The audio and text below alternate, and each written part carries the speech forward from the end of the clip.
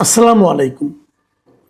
প্রিয় দর্শক, একদিন ধরে সোশ্যাল মিডিয়ায় এই সময়ে সবচেয়ে বেশি আলোচিত হচ্ছে যে খবরটি, সেটা হলো বাগেরহাট উপজেলা ছাত্রলীগের যে সভাপতি জুয়েল হাসান সাদ্দাম, তার স্ত্রী এবং তার একমাত্র পুত্র সন্তানের যে মৃত্যু, এবং সেই মৃত্যুকে ঘটনা করে যে সমস্ত ঘটনা ঘটেছে, আলোচনা হচ্ছে, সেগুলো খুবই মর্মান্তিক এবং সেটা নিয়ে খুব আলোচনা হচ্ছে। এবং এরই মধ্যে অনেকে এটা নিয়ে কথা বলেছেন। আমি কেবল আমার মতো করে দু একটা কথা বলতে চাই। প্রথমত কথা হলো যে আপনারা নিশ্চয়ই ঘটনাটা জানেন, তবু আপনাদেরকে একটু বলে নিই। ঘটনাটা ঘটেছে শুক্রবার দিন। জুয়েল হাসান সাদ্দাম বেশ কয়েকদিন ধরেই, এই বছরের বোধহয় এপ্রিল মাস থেকে, 2025-এর এপ্রিল থেকে তিনি কারাগারে আছেন। বাগেরহাটে বাড়ি হলেও উনি আছেন যশোরে যে কারাগার, সেই কারাগারে। এবং সাদ্দামের স্ত্রী, তারও বয়স খুব বেশি না, 22 বছর বয়স দেখলাম পত্রপত্রিকায়, এবং তার একমাত্র সন্তানের বয়স 9 মাস মতো। এই সন্তানের সন্তানকেও উনি দেখেন, জন্মটা উনি দেখেননি। সাদ্দাম তখন জেলে ছিলেন, তখন এই সন্তানের জন্ম হয়েছে, এরকম শুনেছি আর কি, যা লেখা পড়লাম। এবং কোনোদিন তার সন্তানকে সে কোলেও নিতে পারেনি, কারণ সে জেলেই ছিল। সাদ্দামের স্ত্রী তার সন্তানকে নিয়ে থাকতেন। তার স্বামীর জামিনের জন্য বারবার বিভিন্নভাবে চেষ্টা করেছেন। কোথায় যেন পড়লাম যে সাদ্দামের স্ত্রী নাকি রুহুল আমিন হাওলাদারের আত্মীয়, ঘনিষ্ঠ আত্মীয়। রুহুল আমিন হাওলাদার মানে জাতীয় পার্টির যিনি নেতা ছিলেন, একসময় মন্ত্রী ছিলেন, তার নাকি ঘনিষ্ঠ আত্মীয়। কোথায় দেখলাম কেউ বলেছেন মেয়ে, কেউ বলেছেন ভাগ্নি, আমি ঠিক জানি না কোনটা, কিছু একটা হবে। যেহেতু রুহুল আমিন হাওলাদারের যদি ঘনিষ্ঠ আত্মীয়, মেয়ে অথবা ভাগ্নি যাই হন না কেন, নিশ্চয়ই তারা জামিনের জন্য অনেক চেষ্টা করেছেন, কিন্তু জামিন হয়নি। এই মেয়ের ভাইরা বলছেন যে এই মেয়েটি নাকি তার হাজব্যান্ডকে খুব ভালোবাসতো এবং তাকে ছাড়াতে না পেরে হতাশাগ্রস্ত হয়ে তিনি প্রথমে তার নিজের সন্তানকে পানিতে ডুবিয়ে মেরেছেন এবং তারপর নিজে ফাঁসিতে ঝুলে আত্মহত্যা করেছেন। খুবই মর্মান্তিক ঘটনা। আমি এই ঘটনায় কিভাবে ব্যাখ্যা করব? আমি কিন্তু মেয়েটাকে দোষী দিই। ভাই, তুমি যদি মরতে চাও মরো, মরাটাই তো ইসলামের দৃষ্টিতে তুমি আত্মহত্যা করতে পারো না, পৃথিবীর কোনো আইনেও তুমি আত্মহত্যা করতে পারো না। আত্মহত্যা একটা অপরাধ। কিন্তু তারপরে তুমি তোমার পেইন সহ্য করতে পারোনি, তুমি হয়তো মারা যাও, তুমি তোমার সন্তানটাকে এভাবে কেন মারলো? তুমি সন্তানটাকে হত্যা করেছো। আমার কিন্তু এই মেয়ের প্রতি খুব একটা সমবেদনা আমি প্রকাশ করতে পারছি না, সরি যদি কেউ কিছু মনে করবেন। বাট আমি এই নারীর প্রতি খুব একটা আমার কোনো সমবেদনা নাই। কারণ ওনার একজন শিশুকে সে হত্যা করেছে, তো সে পারে না।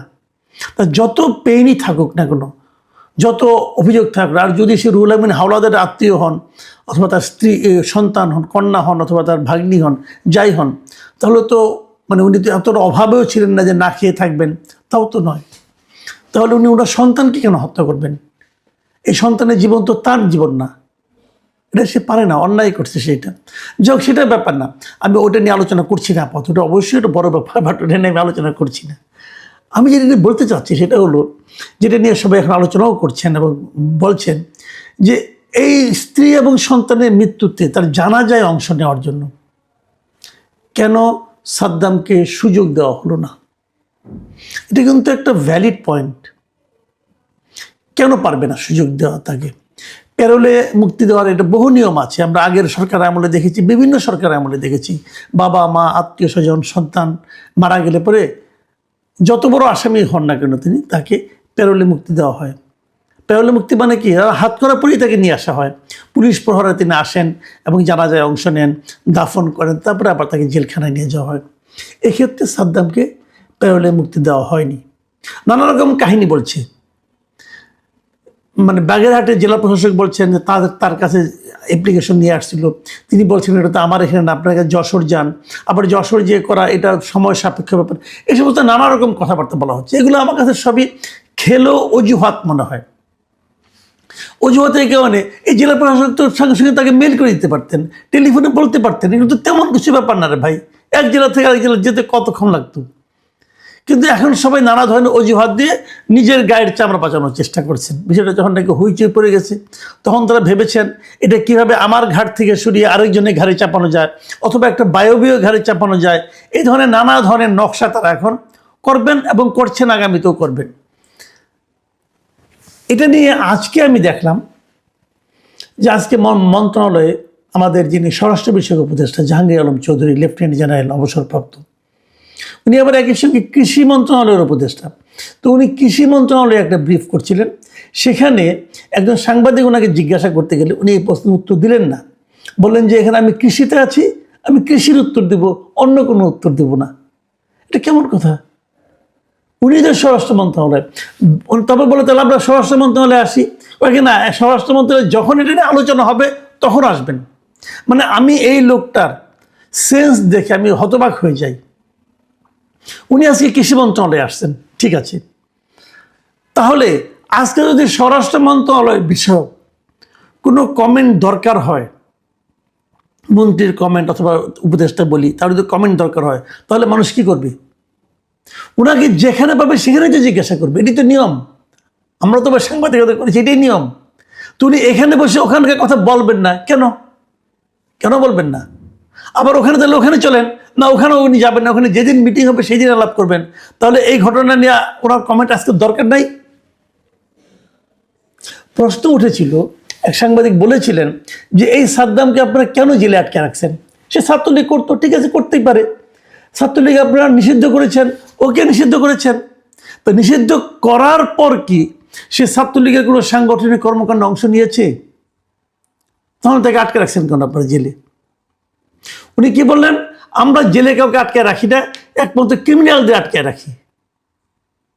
এই কথাটা শুনে আমার কাছে এত হাসি পেল যে উনি এগুলি, মানে মানুষের তো একটা সেন্স আছে। উনি মনে করেন কি সবাই বোধহয় ওনার মতো বয়স হয়ে গেছে, সবাই বোধহয় সব কিছু ভুলে গেছে। বেশি দিন আগে না, আমি আপনাকে অল্প কিছুদিন আগের একটা কথা আপনাদেরকে স্মরণ করে দিই।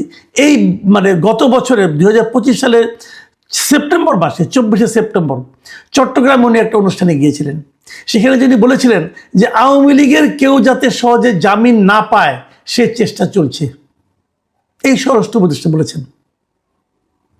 তার মানে আওয়ামী লীগের কেউ হলেই তারা জামিন দেওয়া হবে না।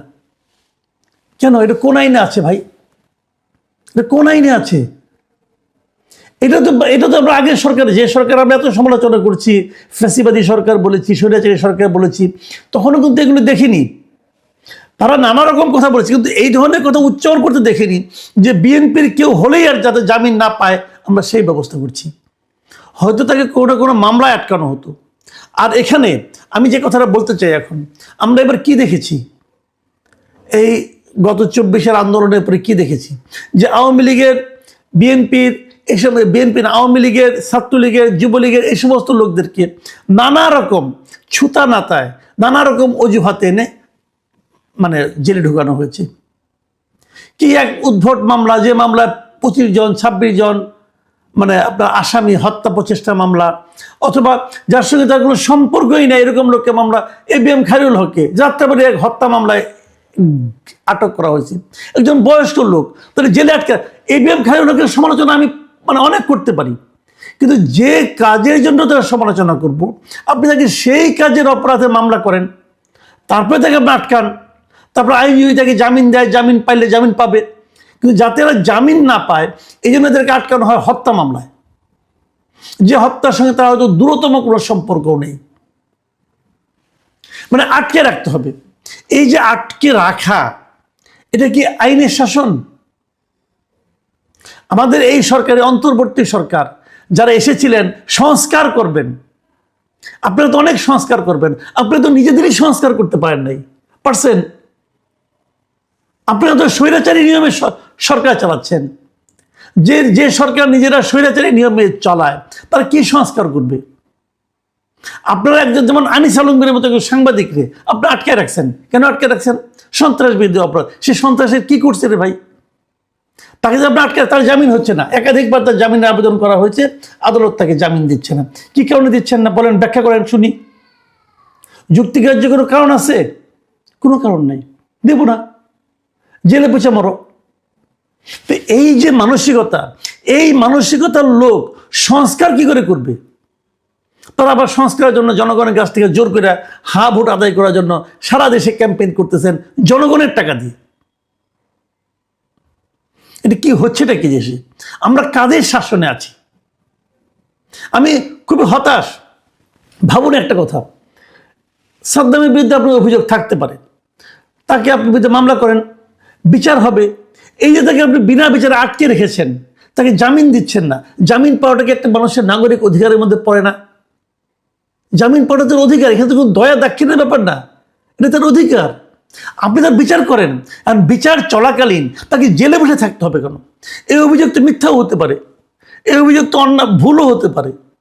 যদি দেখা যায় এই অভিযোগটা ভুল, 100 বছর বেকার খালাস পেয়ে গেল, তাহলে তাকে এতদিন আটকে রাখলেন, এবং তাকে আটকে রাখার কারণে যে তার সন্তান এবং স্ত্রীর মৃত্যু হলো, এই মৃত্যুর কোনো মূল্য নাই।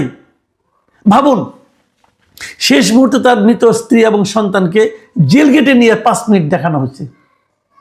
ভাবুন তো ওই সময় সাদ্দামের মনে কি চলেছিল, ভাবুন। এবং এই যে তার মনের মধ্যে যা চলেছে, এটা কি তার মধ্যে কোনো শান্তি দিয়েছে, প্রশান্তি দিয়েছে? তার মধ্যে কি একটা ক্রোধের জন্ম দেয়নি?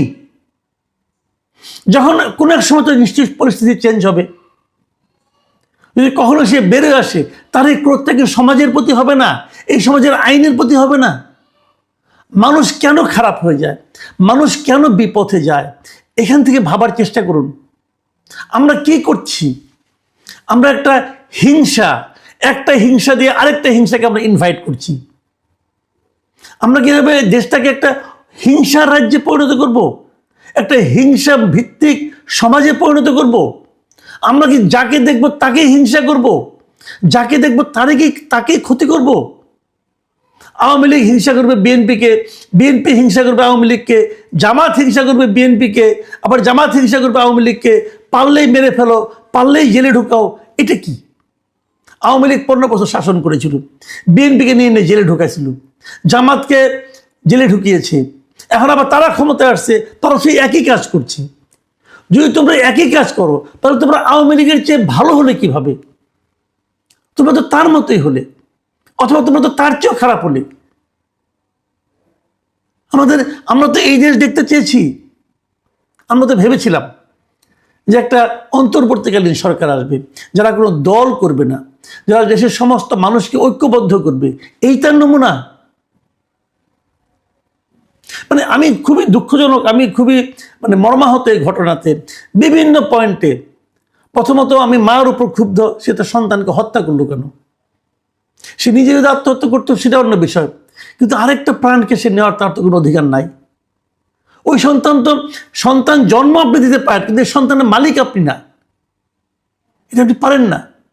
আবার আমি সাদ্দামের কথা ভাবেন, সে অপরাধ করতে পারে, অপরাধ করলে তার শাস্তি হবে, কিন্তু সে তার সন্তানকে একদিন কোলে নিতে পারলো না। সে মৃত সন্তানগুলো বাবাকে দেখতে জেলখানায়। এই এক ইতিহাস যে মৃত সন্তান, মৃত স্ত্রী, তারা জেলখানায় বাবা অথবা স্বামীকে দেখতে চায়।